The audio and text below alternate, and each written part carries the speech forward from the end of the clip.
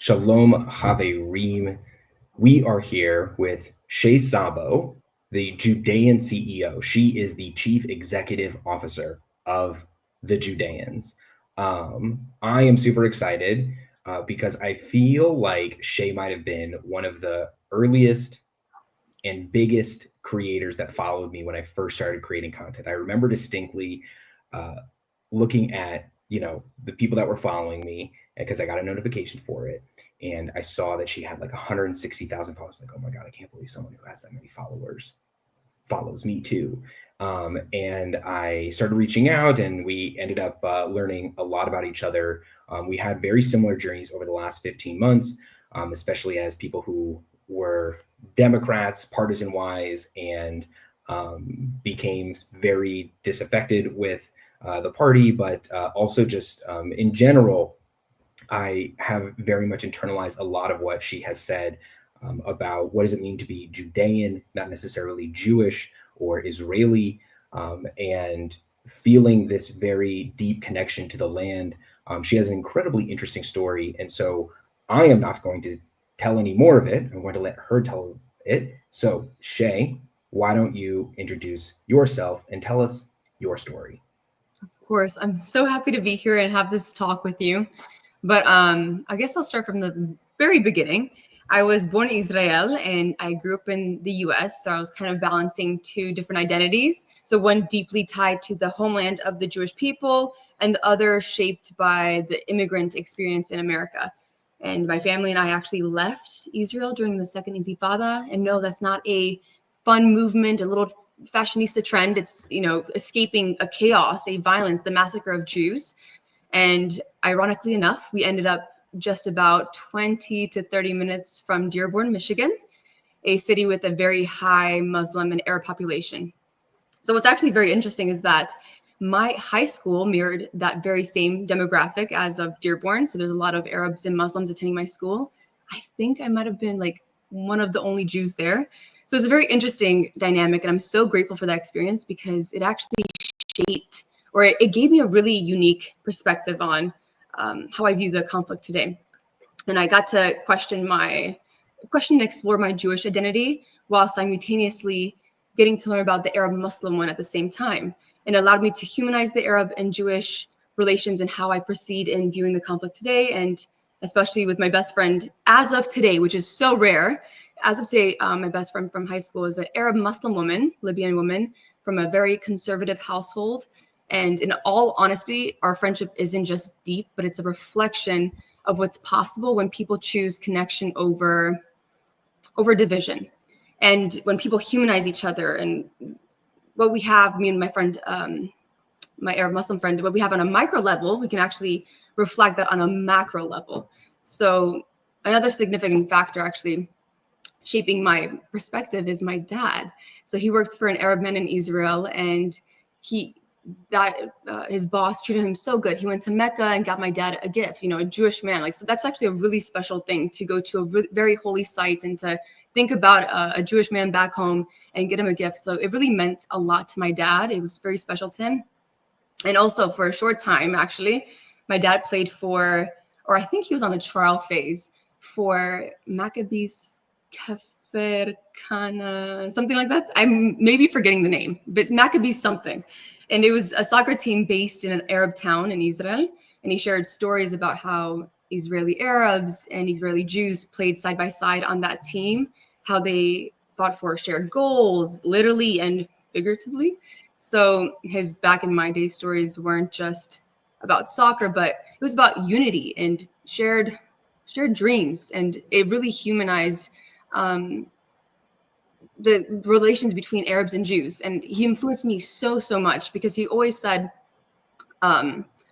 there's bad Arabs and good Arabs. There's good Jews and bad Jews. It's about the character. And he really ingrained that in me at a very young age. And just hearing these stories really made me love Israel and its people so deeply. And it's why I believe firmly that no one should make a very firm, conclusive opinion about it until you visit it yourself, until you see the beauty of coexistence and see it with your own eyes, honestly. And this is basically my own life experience. My dad is what has shaped my, my perspective and how I navigate my social media stances. And it's sad where the world has gotten, because I wish people could have my lens, or at least my dad. We live in a world that's very polarized, and there's polarized social media and oversimplified headlines. Like, I know you see it every day. We have a headache from it, and there's no room for real dialogue or seeing each other as human first. That's the problem. We can't even have a conversation anymore. So instead, we're being fed stereotypes and given zero-sum narratives, and we're pit against each other. And there's a lot of different reasons that I can go into, whether it's like politically motivated reasons, financially, because stories sell when there's two opposing sides, of course. And I know you have a lot to touch on this, but there's just different layers on it. But I wish the world was a lot different. But that's what I'm working on, and that's what I strive to tackle. But there's just so much that I'm trying to do at once. I think I'm trying to bridge Arab and Jewish relations. I'm also trying to tackle anti-Semitism, Jew hatred, and that starts with the truth. And that's why I always say, to understand me and my mission, you have to understand Jewish history. And it's a very long one. We could be here all day. And I mean, it's very protracted. But to make it simple, we are a people, and we are from a land. And we were expelled 70 AD, the second exile. And history was a bit difficult after that. So in Europe, for example, we were marginalized and expelled from country after country. And then in North Africa and Middle East, we weren't, treated as equals. And that's what actually, I can go on and on about this topic, but just a side tangent. Yeah, no, we have a lot to go through. I want to touch on a few things. So thank you for kind of introducing us, because there's so much packed in there. And I think really the first piece I want to tackle is that move, because it's one thing to be born in Israel and then move when you're 3 years old, 4 years old. It's another thing, because if you moved during the Second Intifada, I don't know how old you were, but you were definitely cognizant enough, I would assume, to kind of like know what's happening around you in some way, shape, or form. And if not, obviously your parents knew it. So what was the experience like to for your parents to be in Israel, where you're majority Jewish, and then moving to a place that is majority Arab Muslim? And how do you fit in there with the fact that your high school, right, you're now a minority, but you are from a country in which you are a majority, and the Arabs are the minority inside of that country? And how are you able to deal with what I'm assuming is some of that anti-Israel or anti-Semitic incidents and kind of culture that sometimes exists in some of those families and in some of those spaces, but somehow figure out a way to find that connection with your friend and allow that one simple connection, that deep connection, to supersede all of everything that's happening around you? Yeah, it was a really interesting experience. And to be transparent, she was the only friend I was able to keep after, I would say, after the 2021 Gaza war, and especially after October 7th, because it was just the media plays a really big part of what people think. And I know these people. I grew up with these students at a very, we're 13 going as freshmen into high school. We're kind of growing up together, seeing each other every single day. And I know their hearts, I know their families. They're like, there's no difference between me and them. Like, we are human. Like, that's why I try to emphasize we're all human, and they're good people. And the biggest problem is that we see the news we're fed is how we're going to view the conflict, and they're not seeing the same timeline as I'm seeing. They're seeing war, they're seeing casualty numbers that aren't necessarily accurate. And how can you not sympathize when you see people suffering? So of course I don't. So then what was the difference between the friends that you had prior to 2021 and that weren't, and then also the additional friends that you lost after October 7th, and this one person? Because they were your friends, but this person is clearly your best friend. But nonetheless, it's easy for your best friend, no matter how deep your ties are, can still look at what the images are and saying, it doesn't matter if you can't do this, and I don't want to be your best friend anymore. So what happened between the two of you in which you both, I would assume, would say things to each other about like, I'm really concerned about this, and then she would say, I'm really concerned about that, and then the both of you would say something together like, well, we're both concerned about each other, but nonetheless, like that takes a lot. So what were those conversations like?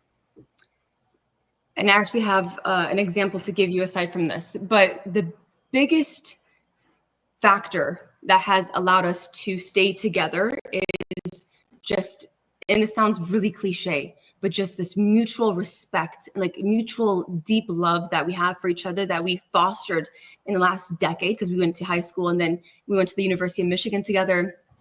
And there's just so much respect that when we had dialogues, I wasn't building this wall and not hearing her out and trying to instead attack her. I was really listening.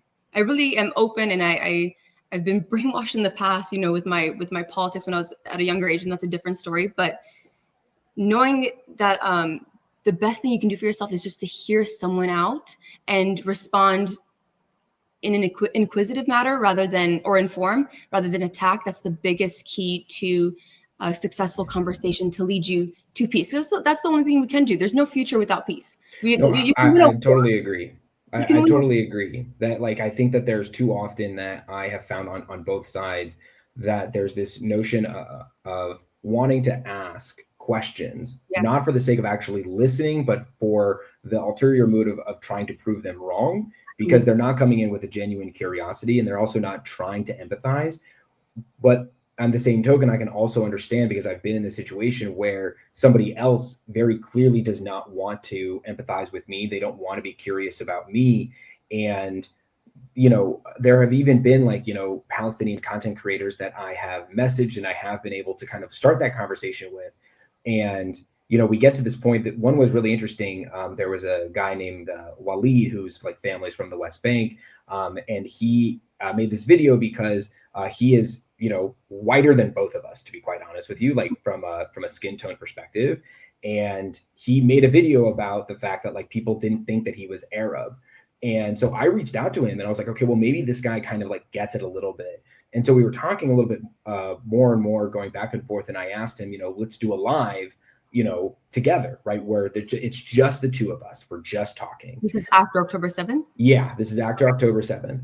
And then we went into this place where we were like just about to agree to do it. And then I was like, and he was like, moderators. And I was like, well, what do you think about this idea? What if we are our own moderators? What if we say that to our moderators, okay, you're not going to police their side, you're going to police our side, and you tell your moderator to police your side, but not us. And he was like very much against. He's like, why would we do that? I was like, because the first part of this comes into looking inward and looking internally, because if we can't even choose to tell our own people that what they're saying is harmful or is hindering the conversation or is preventing us from getting to that mutual respect, then all we're doing is just more attacking each other, but in different ways. But rather it reflects our decision to come together to have an honest conversation about getting to the middle of that bridge. And he rejected it. And it was at that point where I was like, it's very clear then that you're not here to have those conversations. Yeah. You're not trying to have mutual respect with me. You're not trying to listen to me. You're just trying to figure out how to one up me. And so I have yet to find a content creator or somebody that will do that. I know that they are out there. Yeah. I have some issues with some of the ones that have been doing the work. But that's where the first step is knowing that we need to police ourselves in order to get to that bridge. I love that you mentioned that. That actually, and you're spot on with all of that. It actually reminds me of, you know, there's also internal issues within the Jewish community. So for example, just for context, my mom is Roma, so Gypsy for those who don't know, and my dad is a Jew. So as a patrilineal Jew, a lot of Jews don't recognize me as a quote unquote real Jew.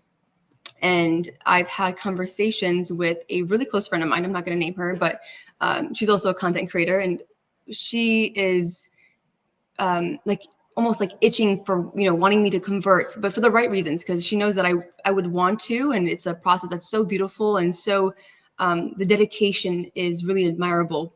but there's something stopping me. There's an obstacle. I went to a rabbi, I still couldn't proceed because I feel that I want to be a representative of, when I say a Jew is a Jew is a Jew, I mean it, because we're an ethnicity, we're a people before we were ever a religion. Our peoplehood predates any religious codifications. And We're a tribe. The dialogue with her is so respectful, and it's based out of trying to understand each other. And something that was really beautiful in the middle of our conversation, as we're going back and forth, is that we were desperate to agree with each other on something.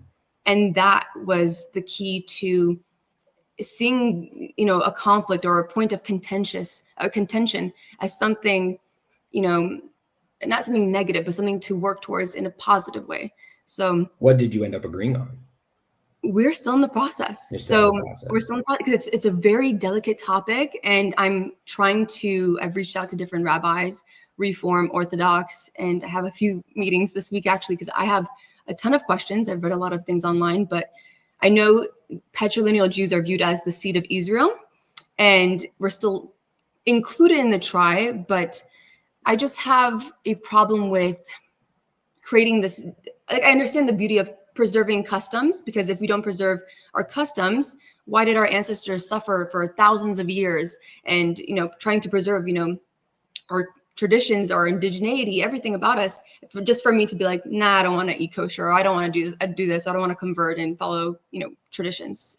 And I understand that, but it's also we're marginalizing people. And then there's going to be these groups of Jews, which we see in the diaspora now, kind of going with the Free Palestine movement, because they feel excluded, or they feel there's something that's disconnecting them from their homeland. And that is them straying away from traditions and customs in our culture. So I see both sides, and I'm struggling to articulate my points on this subject. So I need more time to kind of delve into it, honestly. Honestly, though, I think that you articulated incredibly well, because, I had a whole thing about patrilineal Jews just, very recently that included a couple of, major content creators deciding that I was no longer good enough to be included in whatever little fiefdom that they had created. And I don't care, because at the end of the day, I'm with you. I did the work when it came to working with patrilineal Jews, or just Jews who did not have a super strong connection to their identity, and what does it mean to instill that sense of identity. And I'm with you on that front in terms of the desire to keep traditions alive, and also not change tradition just for the sake of it. That's why I remain a conservative, or I'm trying to use the term Masorti Jew more often than conservative, just because I think that it's just a better term, as opposed to becoming Reform, because I think that there are just some things that you have to maintain. But what I'm actually now doing in that front is looking at the tradition and saying, matrilineal Judaism, for instance, is not forever. That is not, it changed, because, and there's certain examples in, pre-rabbinic Judaism that I'm looking at, that there's an argument to be made, including about the fact that, for instance, Beta Israel, Ethiopian Jewry, did not subscribe to matrilineal Judaism. And one of the key aspects to it is the fact that they did not ever subscribe to rabbinic Judaism. They only subscribed to the Torah. So that's what I find to be interesting about that part. Now, I think that's a conversation for a different time, because I want to come back to you, because I think what your perspective is and where your background is so fascinating. So maybe we can just, talk forever. But for right now, what I'm wondering is, a lot of us were doing content creation after October 7th. I only got into this because I lost my mind at one point, and I was like, if I don't scream into somewhere where somebody will get back to me, because Twitter was not it. I just kept, and nobody would respond to me. I'm like, this isn't fun. This isn't catharsis. I need someone to fight back with me. And so that's what TikTok gave me. But obviously, right. But obviously there were a lot of people who were doing this prior, and you were clearly one of them. So how did you get into content creation? When did you get in? Why? And what were you doing? Did it change after October 7th? Give us that journey. Okay, this is also a bit of a protracted and lengthy story. So I was really into politics at a very, very young age. And I posted a lot with politics, and I transitioned during my time at University of Michigan, which was a very liberal school. the BDS movement was already infiltrating, back in 2016, 2019, around the era it was like starting to spike. And I've just noticed, the difference of how people view Jews. And I think the most altering experience that started making me want to post more on social media is I wrote for the Michigan Daily. I think I'm remembering the name right, Michigan Daily. It's like this newspaper organization at the University of Michigan. And I signed up for the Michigan in Color, so people of color or people with like a different cultural background. It's like a space for us to write and express our thoughts on different ideas of our background. And I wrote a lot of Jewish pieces, in particularly about the most, simple, it shouldn't even be a problem. Jewish and Arab relations, like just unity. And it was about me and my best friend, how we met and how on a micro level, we want to reflect that on a macro level. And that was actually published and then taken down because of community backlash. And then we had a meeting and they told me that Jews aren't really a people, we're just a religion. I'm not technically supposed to be on this side of the, people of color section of the article. And I was just like so confused, and I looked into it more. I'm like, no, we were like, why is my blood results showing me I'm a person? Like this is my literally look at me. Literally look at me. I know. And then I had to change my entire focus on just Roma topics and highlighting that we're not just a Halloween costume, we're a people, because a lot of people don't understand even the word Roma. They assume I'm from Rome, or Romanian, which is understandable, but still. And it was just, it made me question everything again. So I researched again, questioned everything 3 times in a row. And I got to the position now where I'm like, I have to post what I've learned, because it's a long journey. So people that started learning about the conflict during October 7th, you have a long journey ahead of you, because it took me 10 plus years to understand fully. And I still have a lot to learn, honestly. The history is very, very broad, and there's a large array of history to cover. But yeah, so after my experience at the journal group, I was like, I need to start educating people, because I've learned a lot. And I posted on TikTok. And actually a good friend of mine, he was the one who encouraged me to start posting. He cooks. He's you probably know him, the Syrian content creator, the Golden. Oh my God. So I can't remember off the top of my head. He's really well known, but we both kind of started together, and he inspired me, and also an Arab Muslim man. And it was just great. And I got a lot of traction, and I realized I can make a lot of change and inform people, whether they agree with me or not. At least I can at least plant a seed in their head to think about what I'm saying. And they can research for themselves whether they want to or not. And so has your mission, like your personal mission, changed after October 7th in terms of your content creation or just like how you see the world? I mean, like, I'm assuming it must, but at the same time, I mean, I know for me, a lot has changed or it's shifted, but I still very much am focused on peace, reconciliation, making sure that it works, coexistence. Like, I think a lot of people have literally come to the conclusion that like we cannot coexist with one another, and they've become radicalized to the point that they are like, we should, flatten Gaza. And I'm like, I'm not there yet. You'll never get me there. But it starts with the truth. That's my entire issue, is that I can post about, we have to make peace. We have to hear each other talk. And I do that, but simultaneously we have to post the truth. And that I think what changed is I've always talked about history and like why we're not apartheid, colonization, all these different claims that they like to throw on us. I've always broken those down, but now I like to include more sources, a little bit more information, more dates, just more substance to what I post, to be able to really give people the chance to see something they wouldn't normally see. And I tried to tackle more specific things, like, for example, the casualty count, which is something that irks me to this very day, because that's what's been weaponized against the Jewish people for a very long time, or the Jewish state. They always use the casualty count. So actually, for example, during the second Intifada, I think 1,000 Israelis were murdered, and the casualty counts on the Palestinian side was around maybe a little bit under 3,000. But when you look at the number, the arithmetic numbers, like of course, you're gonna be like, well, this side has a higher casualty count. Of course, the other side must be the bad guys. Like, that's just the simple logic of it all. But they don't realize that with further investigation, you realize that they actually counted the people that died in the suicide bombings, the people that were actual terrorists that were infiltrating the border, the people that were the masterminds behind building the bombs. Like, all of these numbers were included in the entire casualty count. And when you look at just innocent civilian deaths, Israel actually has a higher casualty count for the Second Intifada, for instance.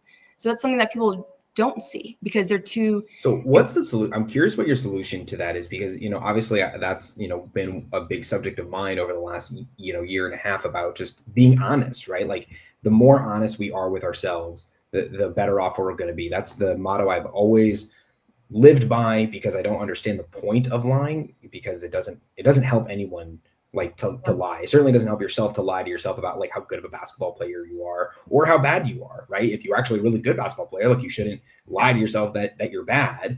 And in the same way, the idea that the Nakba, for instance, this is where I've kind of changed, where I say that, like, my whole thing is about two truths can be, or two things can be true at the same time, right? Like, Israel could have gained independence in 1948 at the same time that the Nakba happened, this major ethnic cleansing, or this major more so like relocation happened, right? The Nakba, whatever it is, their version of what that means, like, those things happen simultaneously. But one thing that did change, like, for instance, after October 7th, after I learned more and more about what the Nakba truly is and where it came from, the more I learned that there was actually a lot of lies in that story, specifically from the person, for instance, who coined the term Nakba, who used the word catastrophe not to describe the loss of land or the, what was happening to the people.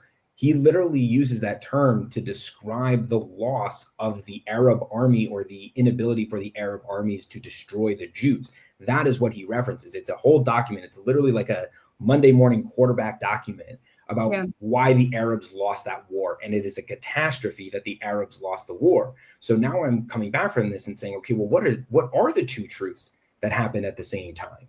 And that now pushes me in a different direction. Now, the goal, again, is the same way, right? The goal at the end of the day is still coexistence, but what that looks like and how we get there has changed for me. And I'm curious if that has changed for you as well, in terms of the kind of content you put out there, or just the personal work that you do, or your vision of, like, if you were now the president, like, how would you see this differently in terms of creating that coexistence or creating that solution?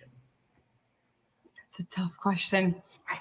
Man, the only thing I can do is just, what I try to do is give snippets of situations, or like, for example, you're explaining why the Nakba, the word, the meaning behind it was misconstrued over time for a particular agenda, or to kind of fit in for their narrative now. So I think explaining these little pockets of history help people get a better understanding of what Israel has endured. And I think one of the best examples of like, where I want to make a video in the future is about the Camp David summit in 2000. One of the clearest examples of what Israel has endured in this conflict. So, and just to go over that really fast, in case anyone cares, this was like a very high stakes negotiation, which involved Yasser Arafat, the leader of the Palestinians, the Israeli Prime Minister Ehud Barak, and I think the mediators were Bill Clinton, and it was like a Saudi Arabian, like Prince Bandar, or I'm forgetting his name, but something like that. And in a move that completely shocked the world, Barak, the Israeli leader, offered the Palestinian leadership everything they ever wanted: a sovereign Palestinian state with its capital in East Jerusalem, control over Temple Mount. Right now it's controlled by the Jordanian leadership. They were offering during that time 95% of the West Bank, the entire Gaza Strip, and even a $30 billion package, like compensation package, for the 1948 refugees, or refugees that relocated to a town maybe south of Ashkelon. Like, that's a whole different story we'll get into later. But Arafat, he was faced with two options, and it was either accept the deal, make the deal, or start a war. And Arafat walked away without making a counteroffer, walked away with no explanation. And his actions, I truly believe, revealed in the most clearest way possible a very harsh truth that people don't recognize today. And that is that there is no scenario in which Arafat would have accepted any deal, because as the true obstacle to peace was not like the details of the plans, like the provisions of the peace negotiations, is the existence of Israel itself. That is the issue. And even Prince Bandar, the Saudi Arabian mediator, along with Bill Clinton, described that Arafat walking away was a betrayal, like it was a crime to the Palestinian people itself. And that's why I have the motto of, I always have empathy for the Palestinian people, but never for the Palestinian leadership, because it's extremely corrupt. They have harmed Palestinians in an unforgivable way, the people, and they have stripped the people of a life of dignity for the last 70 plus years. And I think it's interesting to see the world like blaming Arafat, and then later on, this accountability on the Palestinian leadership was very short-lived. So soon after, global criticism returned back to Israel, and this is nothing new what we're experiencing now. And as a response, like I think Arafat saw the global response and criticisms towards the Jewish state, and he actually launched the Second Intifada. So I think this little summary, a little pocket of history that I can tell in a video a bit more like concise and obviously a bit more articulate, because I'm throwing up words on a plate. I'm like, here you go. But just in a more concise way, more engaging, can help someone understand like, hey, that's interesting. This kind of mirrors what's happening today, because we see this continuously throughout history, where we had so many different peace offers and it was denied by the Palestinian leadership. So many, countless. And even your story about the Nakba, or when you referenced it, I automatically thought like, people probably don't even know that. They don't even know that Golda Meir was I didn't know that. I like 100%. Like I accepted the narrative from the Palestinians because as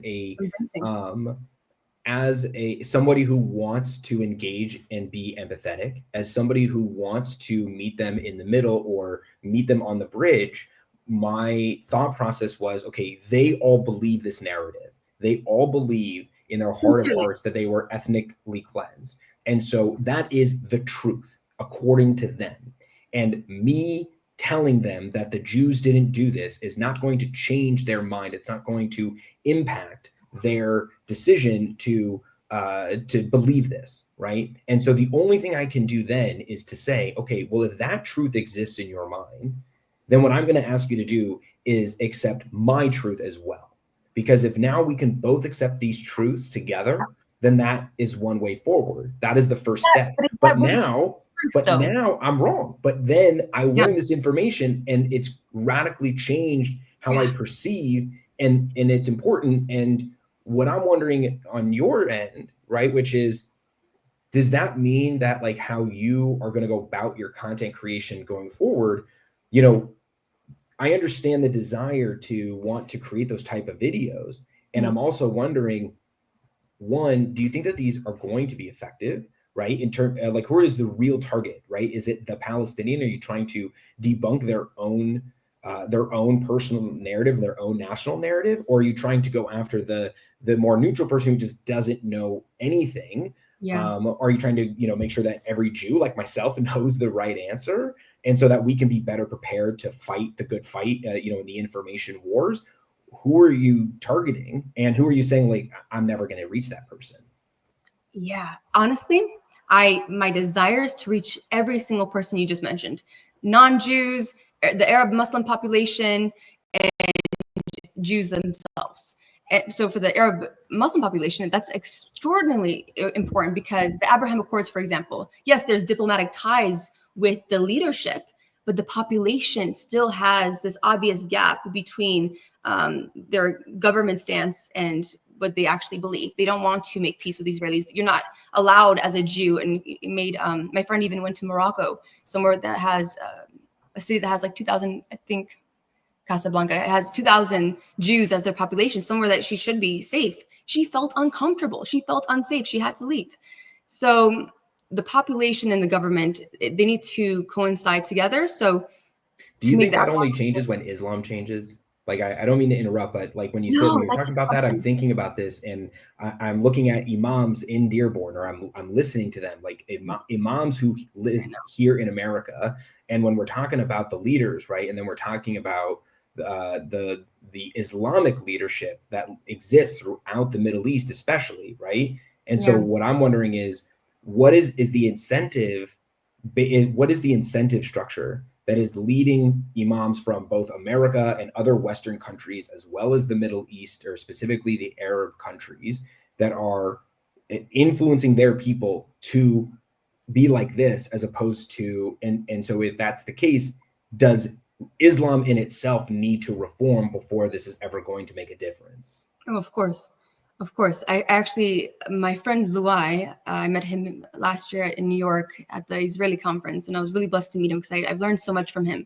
He's a Yemen Muslim man, and he told me that actually Saudi Arabia has an auditing system. So they actually place some kind of audit system in every single mosque, so they can actually monitor what the imams are preaching. And if you are preaching hate, preaching violence, anything that is outside their acceptable standards of what's tolerated, and that's of course anti-terrorism, you will have punishment. You will be in prison. And I think this radicalization of the population comes from not just schools and different things we can change with like books and stuff, but the mosques. That's where it starts from. You go at a very early age, and I don't know necessarily the solution for the population here, because I know that's kind of dabbing into privacy laws, and that's a fundamental right, and just different things like that. And this is a tough question, but yeah, there's definitely a reform needed.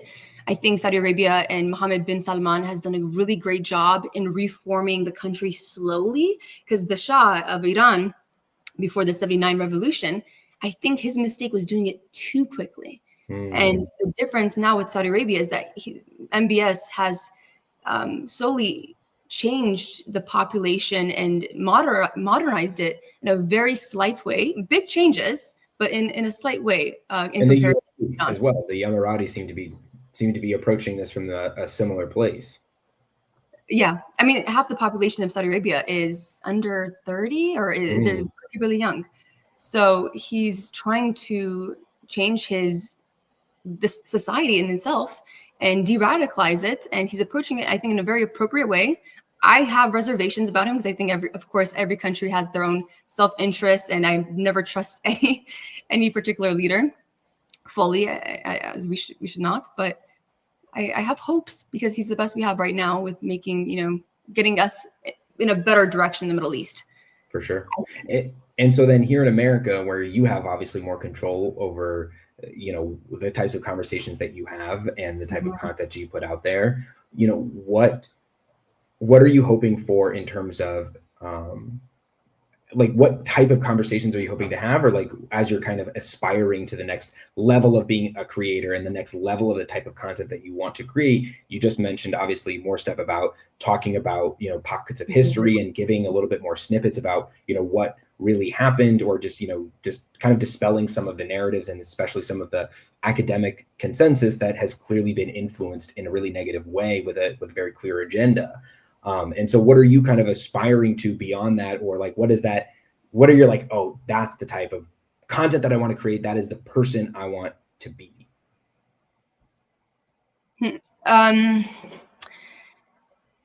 You're saying aside from history, aside from like, yeah, like in the sense, or like, if you could, I could give you a really elaborate answer, but I feel like, and this is so sad to say, it's just like the very basics now. I feel like I'm going up to a person and they were saying like, what are you? Like, what's your ethnicity? And I say, I'm a Jew. And you look at me with the most perplexed face in the world. Like, okay, I didn't ask for your religion. Like, I mean, you are ethnically ambiguous. Like, I could be anything you want me to be. It's fine. Literally. But like, it's very frustrating. And I feel like I have to start here for most people. And that is a problem in itself. The fact that we are not known as an ethnicity. And I think a lot of people, they haven't even heard of the word ethno-religion. And it's an ethnicity with a way of life, a set of practices around it, which makes it an ethno-religion. And it's not unique to just Jews. It's common. We see it in some Native American tribes. We see it in the Sikh population in northern India. We see it in the Druze population in the Levant. So and of course there's slight changes with every group, because we're not all the same, monolith indigenous people. We all have our different stories and timelines, but it's just, it's almost like this unique, crazy thing where suddenly, because we're an ethno religion, people are confused, and it's not a Western notion to be both, and we're then denied our one part of our identity, which is the ethnic component. That's the issue. And that's where I'm like, I feel like I want to talk about snippets of history and talk about just so much, but I'm starting at the very basic. And that's what was one of the most eye-opening realizations after October 7th, is having more conversations with, because suddenly everyone wants to talk about Israel and Palestine because everyone's an expert now, since, you know, that's all they see in the news, which is also a ridiculous thing, this hyperfixation on the Jewish state. But yeah, I'm starting at, it's just ridiculous. So I think there needs to be major change, a lot more. I don't know if we introduce a different structure in our I think education is 100% right, and it's something I've been thinking about a lot. And honestly, I think it's something that really needs to be focused on Jews. I think that for me, the more that I've actually come to learn more, just frankly in the last year plus, about what it really means to be Jewish, what it means to be Judean, what does it mean to have our history as a peoplehood. And, you know, I did learn it. I remember there was this guy named Avraham Infeld who has this absolutely amazing speech that he used to be, I think, like the president of Hillel, and I was on a birthright trip, and he gave it to my students that I was staffing for. And that was the first time, literally at the age of 24 years old, that I heard someone say out loud that Jews are not a religion, Jews are a people, Jews are a nation. And then he goes in this whole thing, and it was so beautiful. And I think for me, what I really want to start looking into is, what does it mean to educate Jews on their own peoplehood? What does it mean to educate Jews on what it means to be an ethno religion? What does it mean to be Jews, even inside of an American context, where it is so easy to fall into this trap of, no, we are just a religion, and my religious values tell me to be all social justice and everything, which is not wrong, but it's very clear that there's this misconception on what is even a Jewish value and where our values stem from. Where do they originate from? What does it mean to, right? What does it mean to celebrate Hanukkah? What does it mean to learn about Jewish history that is outside of our holidays, and learn about Jewish history just within the context of history? For instance, the Bar Kokhba revolt, the Roman Judean wars, the existence and experience of Babylonian Jews that starts with the exile, which is 500 years before the birth of Christ, all the way until like the 1950s. Like, that's insane. And the fact that we don't have those conversations is leading to so many Jews having a radical misconception about their own identity and about their own religion. And I can tell you this, I didn't know what a Sephardic Jew was until I was 15 years old. I never met it. And so those are the types of things that I'm looking forward to. That's the things that I really want to focus on.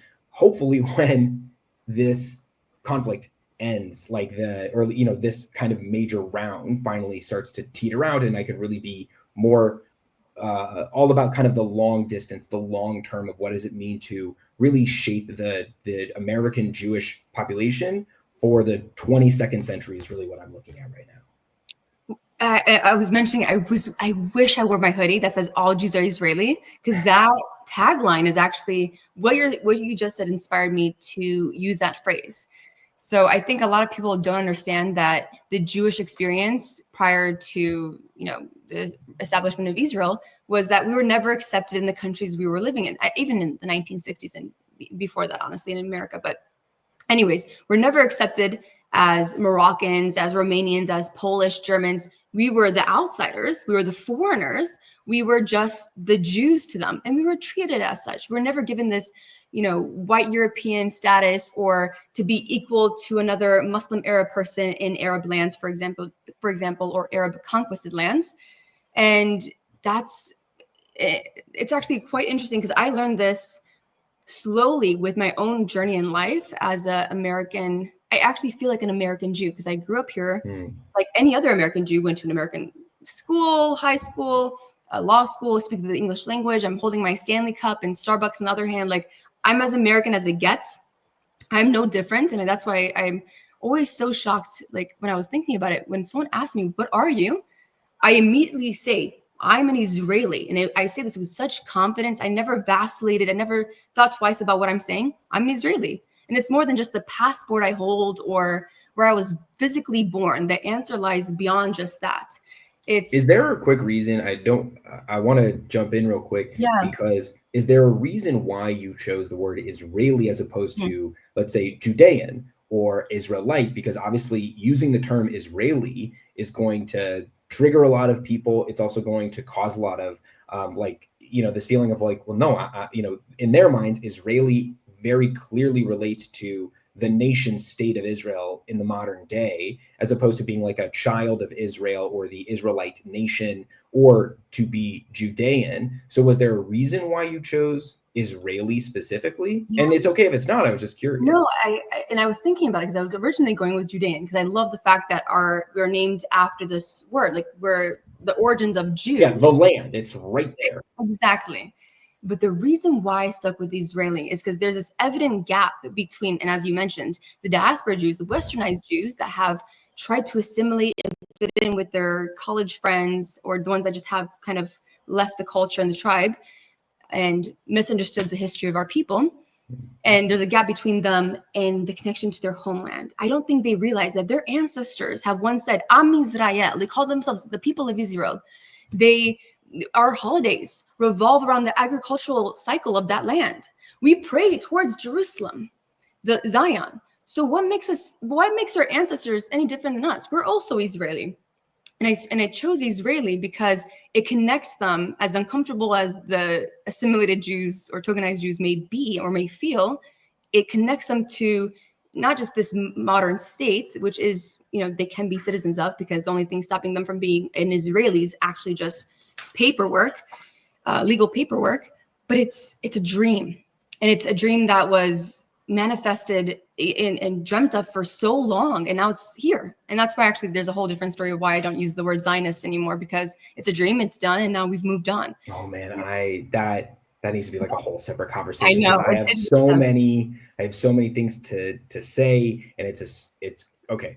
So that totally makes sense. That totally makes sense. And so I want them to get comfortable with being connected to that land. So I'm totally here for. And what I'm curious about is if you thought, because in the same way that somebody like your friend, as you mentioned, at the beginning of this podcast, you were talking about the conversations that you've had and been having with your friend who solely believes that you're not a Jew because you're patrilineal Jewish, and you're trying to find this tension point. And for that person, right, if you were to say to your friend, well, you know what? If you don't think that I'm Jewish, I keep coming back to you. I keep doing this. I live the way that I'm a Jew.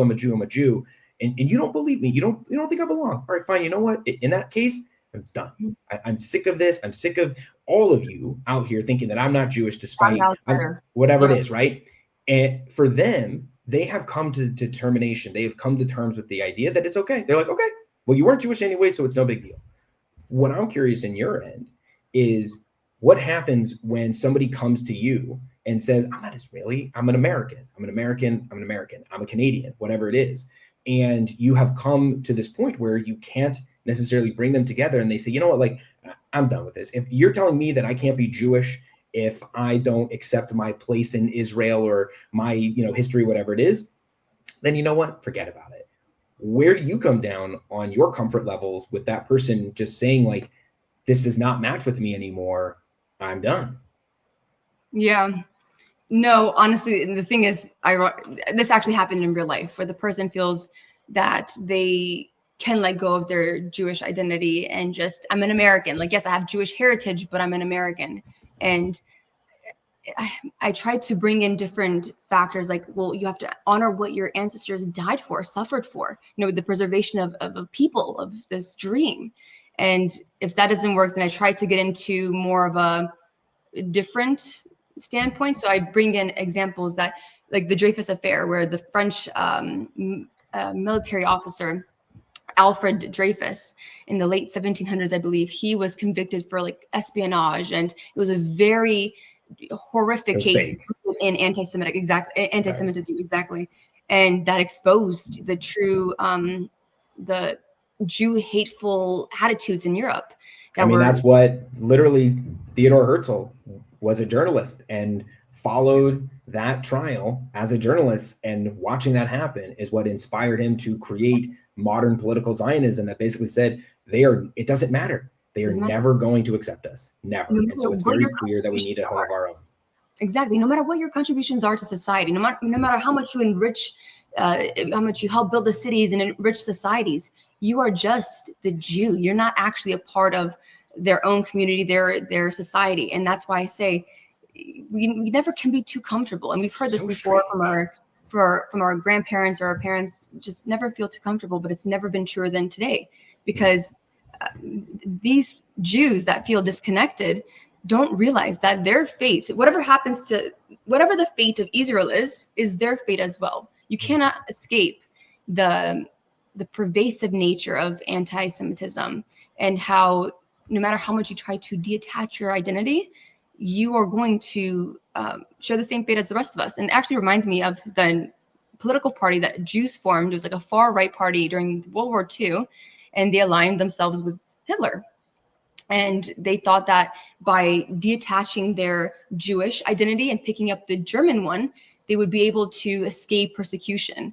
And, advocating for Hitler and all these, insane things. They thought capos still got thrown into the same oven. Exactly. Every single one of those members of that political party were in the same camps as the very religious, very observant, very, very Jews, And it's something that I like to highlight in my social media as well, to try to, in my conversations with them in person as well, because we are all sharing the same fate. We have different chapters. We're in the same book, my friend. And it's something that's important. And I think I've never seen us more united than now after October 7th. Prior to that, I think we were more fragmented. Someone was left, someone was right, Ashkenazi, Beit, like we're all kind of in different section or segments of this Jewish pot. But now we're more like, we're Jews. We're Jews first. I want to get to that as maybe kind of as we wrap up here, only because if we didn't, then again, like I would run out of space on my server here. I did feel that for a long time, but I actually feel that as it's coming, not to a close, but as we're starting to see with Trump now being elected, well as we see the ceasefire and the hostage deal commence and go forward. There was a ceasefire that just expired today, with Lebanon and with Hezbollah, and so we are, as kind of like, we're not like in this existential threat, we're actually winning in various ways. There is a lot of division that's rebubbling up to the surface. Mm-hmm. I can see it just in this last week with the Elon Musk thing, and how the Jews who voted for Harris or didn't vote for Trump, they're now saying, oh my God, fascism is back in. And you also have partisan people on the other side saying, no, Elon's not a salute, or they're trying to explain no, that salute has to come from the shoulder, and he did it from the heart, or they're trying to excuse it, or whatever it is, right? There's so much hypocrisy, there's so much gaslighting, there's so much everything going on from both sides, but nonetheless it's very clear that divides are starting to bubble up. And frankly, where I'm starting to also see some more hardening and some more fundamentalism is in that who is a Jew and who is not a Jew. And it's not just about, are you, a matrilineal Jew, but are you somebody that practices? Are you someone that keeps kosher? Are you in an interfaith marriage? Even literally and that was the whole point of it. It started with this idea that you shouldn't just even intermarry. It doesn't matter if you have a Jewish mother or you're, whatever it is, if you're a child, you just shouldn't have kids with somebody that isn't Jewish. And, there's a whole thing that goes into that. And it just seems like the fundamentalism is growing in those spaces.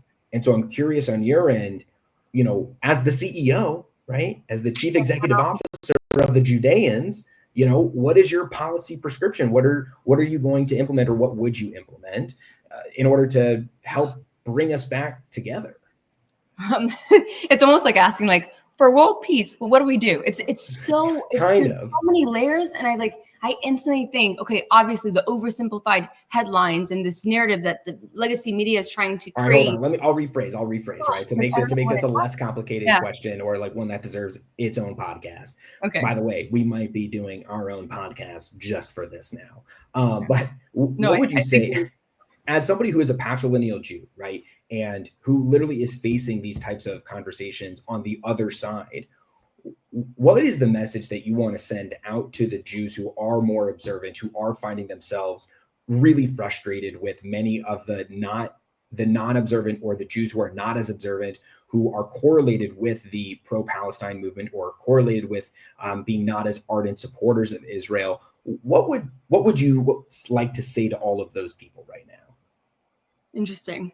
My biggest advice, and this is for when you're in negotiations in your career, or a dispute with your spouse, any kind of situation where you're trying to have your perspective conveyed and understand someone else, kindness. And this sounds very like corny, but kindness is the way to resolve things.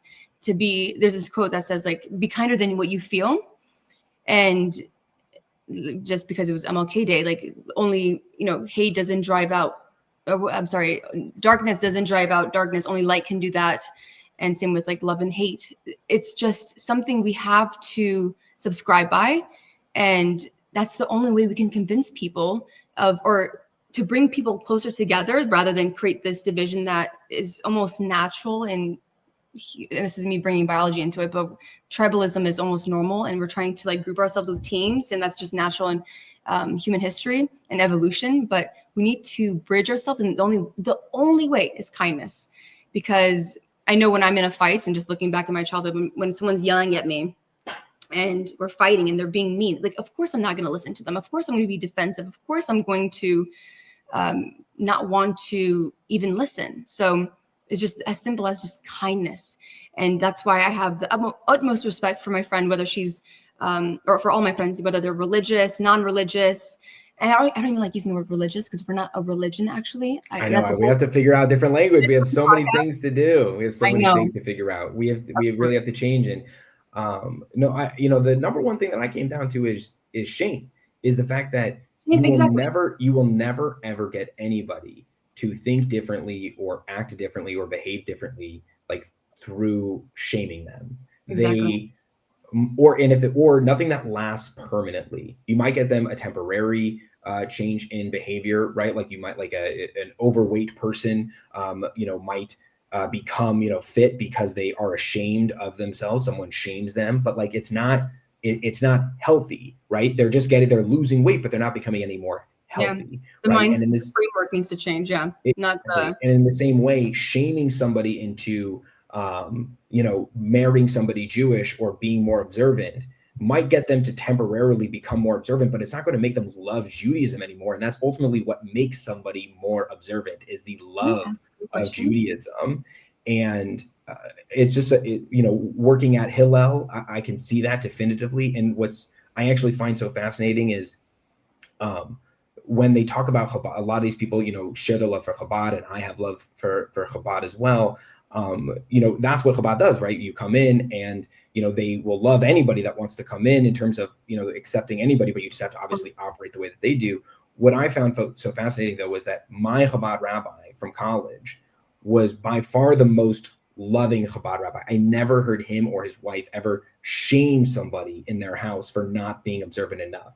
They always accept, and they said, I love the fact that you're here on a Friday night. I love the fact that you're here to learn on Sinai Scholars. And the fact that I never heard them shame me for that. It's not like they never even made comments like, oh, what do you mean you're eating bacon? Stop eating bacon. That's not Jewish. And not even those little slight comments about that. And the very fact that they didn't made me, I still donate back to them every single year, many years later. And that's so cool. I would hope that for Jews, and that's the way I operate, when I want people who are not as observant as I am, or they don't practice as much as I am, what I would tell them is, come to my Rosh Hashanah dinner. I'll host Rosh Hashanah for you, okay? And if you come, then that's awesome. I love that. Instead of saying like, wow, you're a bad Jew for not going to services, I'm going to say, I think it's great. I think you're a great Jew for coming to dinner. And though changing that mindset and making people feel loved and proud of what they do is going to make them want to do more over the long term. 100%. I wish I could just replicate you and just the rest of the community, because we need more people with that mindset. And I think it's just they see differences as something to stray away from, rather than to bond over and to see where we can violation. They see it as like a violation of the law, which I understand maybe it is. But at the end of the day, like, again, shaming somebody for violating the law is not going to make them want to practice the law or adhere to it. It's only going to make them hate you more. Of course. And I always think back of like ancient Israel and how society was then. Like it wasn't a monolith. Not everyone had the same level of observances, and same with society today. And that's kind of the beauty of, humanity. So we're all different, and we have our own responsibility to reel people in, and they get them closer to their, core and their culture and their people, and to get them to see the light. But it's not something to shame over. And I love your perspective in that story, because that makes me really happy that not only my other friend, but you as well are so kind in bringing Jews closer to their identity. Like, that's awesome. Seriously. And that's what we're all about. And I think that's really where I want to focus more of my content on. I really don't love the debates, more so because I haven't really found them to be productive at this point. And inside your own community, you mean? Or Israel-Palestine conflict, Okay. stuff. Like, I just feel like there's a certain group of people that I feel really confident and comfortable talking with, because I think that we are trying to get to a natural conclusive point in which we're trying to fix it, which obviously like is the most gigantic problem on the planet. But nonetheless, just the fact that when you have the mindset of, I'm trying to have conversations with you because I want to fix it, as opposed to, I think that there are people who want to have those conversations because they want to win, because they want the Jews to win, or they want the Arabs to win, the Palestinians to win, as opposed to there's a very small group of people who want both to win. And it changes your mindset about how you engage and what types of conversations you have, what subjects you cover, how you converse with one another, as opposed to having a conversation with a Jew who fundamentally just doesn't believe that the Palestinians deserve a state, that they have lost the right to it, that they have lost the right to self-determination. Having a conversation with a Jew like that is no longer productive, because we're not having the same conversation anymore. And same thing with a Palestinian or anybody on that side of the aisle that's talking about the idea that Israel just shouldn't exist. Trying to have a conversation with somebody that says that their fundamental goal or their fundamental belief is that Israel just should not exist, we're not having the same conversation. And so it is unproductive. Completely. So, however, and this, I don't know if you want to include this right now, but because this is a bit touchy, has your position on the solution of the conflict changed? Whether it was like, oh yes, a two-state solution versus a one-state solution, or like, has anything changed? Because mine has dramatically, and that's again a different podcast. But I was just wondering if you can make it a yes or no. Yes, no, it has. I'm actually really glad that you asked, because I've been talking about this a lot, probably over the last week, really since the hostage release videos have been coming out over the last 2 weeks. Because it has radicalized me in one particular way, is I am far more militant about it, and I am less peace and love. And what I mean by that is, before October 7th, I very much believed in this idea of how do we build relationships and trusting relationships between Palestinians and Jews in a way that helps them understand each other's story. So how do we create more economic development? How do we create more like economic diplomacy? How do we create more opportunities for Jews and Arabs, or specifically those from the territories, to meet one another, to play sports with one another, to build trusting relationships? Because like you just said, right, when you have that deep-seated relationship, right, it helps you understand in times of turmoil like they are now. And theoretically, through that coexistence work underneath on a grassroots kind of bottom-up level, I assumed that would lead to more empathy towards Israel, more empathy towards the Jewish story. What October 7th has now taught me is that did not work, that I was wrong. And I always will admit when I am wrong, and I was wrong. And instead, the requirement is an entirely top-down situation. I cannot change the 99% of Egyptians who are currently anti-Semitic. I can make sure that the leader of Egypt believes in the strategic alliance between that country and Israel. And so all I can do when it comes to the Palestinians, I cannot do anything at this point to change whatever percentage believes in a two-state solution versus the eradication of Israel. There's a large portion of them that believe in the former and a large portion of believe in the latter. We can't be certain which is which because of all sorts of things. But at the end of the day, what I can do is I can change the leader of the Gazans. I can change the leader of the Palestinians to make sure that they believe in the existence of Israel. And so therefore, at a policy level and where I believe the solution lies or the path to peace lies is entirely at a top-down level in which we need to eradicate any single leader that does not believe that Israel has a right to exist and perpetuate. It's such an interesting take because 100% we kind of low-key sound like Republicans now, top-down approach, but just joking. But no, it's not a common Western notion to do a top-down approach when it comes to like, movements and social change and stuff like that. And people always think that if you come to the table and stay long enough, you're going to be able to like make peace and make dialogue. And someone brought up the example to me, and they referred back to 1973, the Yom Kippur War. So when Egypt also attacked Israel, Sadat, ended up coming to the table and making peace with Israel. They exchanged the Sinai Peninsula, and Egypt accepted it for peace. And now we have a somewhat, diplomatic partner bordering us since then. But they don't realize that doesn't, you have to have that leader, that regime come to the table, to want to come to the table, to recognize Israel as a state, as a Jewish state. And that's not been the case for the Palestinian leadership, and not even the case for Iran, which people don't understand. There needs to be major regime change in multiple countries and areas of the world, including Iran, Qatar, including the Palestinian territories. And that's why I think step one, before we even think of the solution, is first eliminating the PIJ, Hamas, and radical ideologies in the region, because that's the biggest problem. And once we do that, I kind of look back to Nazi Germany, like that era, like denazification, what we did there. Here's a little tidbit for you. Don't look at Nazi Germany. Go look at Imperial Japan. You can look at Nazi Germany, but everyone talks about Nazi Germany and they avoid or ignore Imperial Japan because we don't really talk about Japan in terms of fascism the way that we talk about Nazism.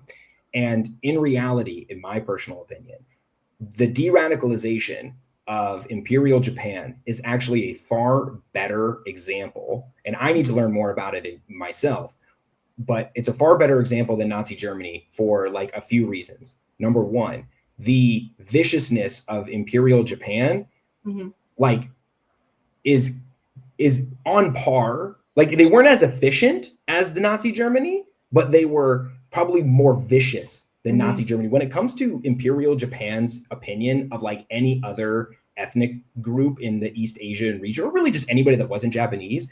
They just thought that they were dogs. Like they thought that they were subhuman, every single person, right? It's not that they were like, they had mutual respect, but like this person, they were just like, well, you're not us. So like, you're beneath us. And the devastation that they caused on like the Koreans during their occupation or the Chinese, like that still hits hard. So like the viciousness is on par, if not worse. The second thing about Imperial Japan versus Nazi Germany is that Nazi Germany was like 15 years. Like it really was not that long in terms of overall totality, as opposed to Imperial Japan and their kind of consciousness, their understanding of their like national identity and what they believed their relationship was to the world was far more ingrained for far longer. And so to get rid of that ideology required something that I think is far more equivalent to getting rid of radical Islamist ideology within something like the Palestinian, like within the Palestinian culture, or just like within any like radical Islamist culture, because of how deep seated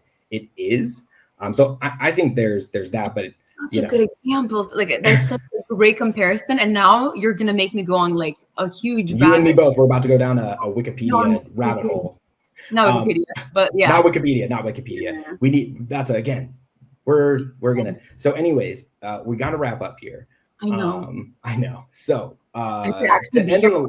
I'm not joking. This is insane. So to end on a lighter note, okay, and I've asked everybody this so far, I'm gonna ask you the same question, which is, what is your favorite Israeli food that is not falafel or shawarma? You can't say falafel shawarma Or shakshuka. You can't say shakshuka either. Some people have tried to. I'm like, no. Okay. So you got to pick something else.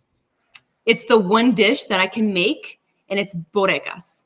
But it's like cheese and there's a whole recipe. I'm actually posting a video on this tomorrow night, ironically. Good. So I'm yeah, going to it's the send best, it. I want to easiest eat thing. You can't mess it up. If you do, I'm concerned. So, and I can't cook, so that says a lot. it. Beautiful. But yeah, boregas all the time. I have to go try it. So I'm going to. Boregas. You are? What? I'm going to make it? Maybe. You're going to Israel? Oh, I think I misheard you. Oh, okay. Oh, no, okay. No, I'm just gonna look at your video and hopefully be able to make it. So 20 minutes max. 20 minutes. Well, Shay, this has been so wonderful. Thank you so much. I have a feeling that this probably won't be the last time that we talk on a recorded video audio piece of software. So thank you so much for taking the time. And in the meantime, for everybody, thank you so much for joining us. Make sure to go and follow Shay, the Judean CEO, everywhere she is, on TikTok, Instagram. Where else you got? You're on X, right? X, yeah. Anywhere else that they should go and see you? Those are the three. I have Times of Israel articles that I'm really proud of. So that's about it. Make sure to go there as well. So thank you so much. And thank you everybody for joining. And Shalom Aleichem.